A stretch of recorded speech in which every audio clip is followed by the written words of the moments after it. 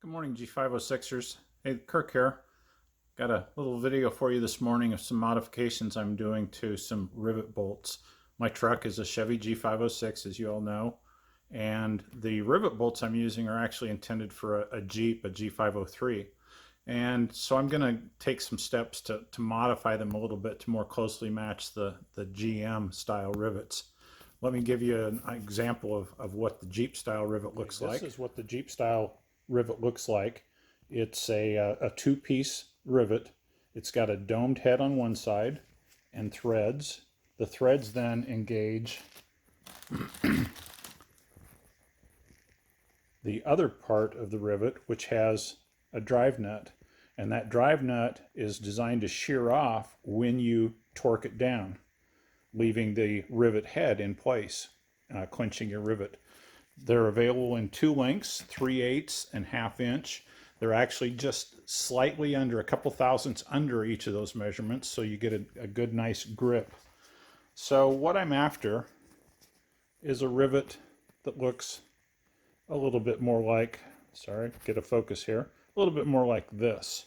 I've got a couple of them that I've done already for my running board bracket. And you can see I've got them just loosely assembled, but you'll notice it's got more of a cone-shaped top, and a distinguishing feature is the flat spot on top. Now, to just show you what I'm using as a reference, this is one of the rivets that I drove out of my frame. And again, sorry about the focus. There we go. So you can see it's very cylindrical with a cone-shaped top and a very distinctive flat spot on the top.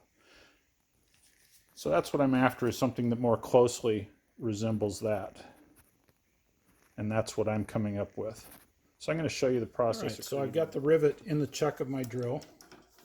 I'm going to tighten that down, give it a quick spin. Pretty well centered. Tighten it a little bit more. And I'm going to use a file now, steel file. And we're going to produce the shoulder on the edge.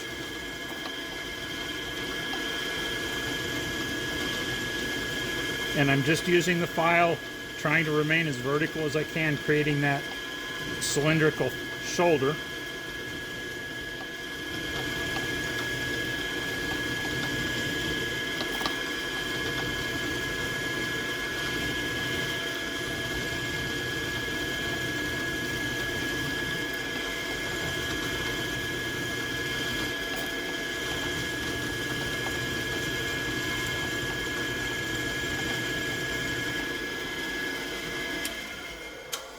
And I've got my caliper set, so not so much that it's a critical dimension, I just like to keep them fairly uniform.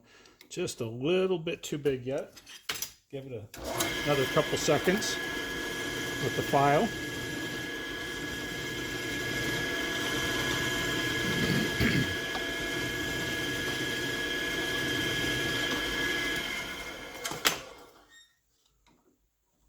All right, perfect. All right, the next step is going to be rather loud. I'm going to turn the sound off and mute this.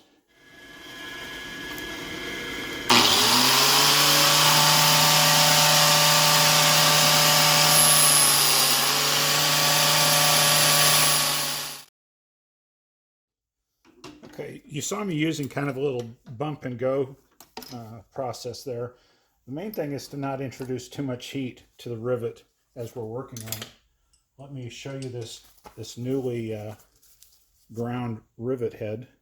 You can see it's got a nice cone shape to it now, and a little bit of a shoulder. The last step I'll do once I get all the cones created is go back and just knock down the tip of the cone and produce that distinctive flat spot. Well, that's it for now, guys. Thanks for checking in. We'll talk to you soon.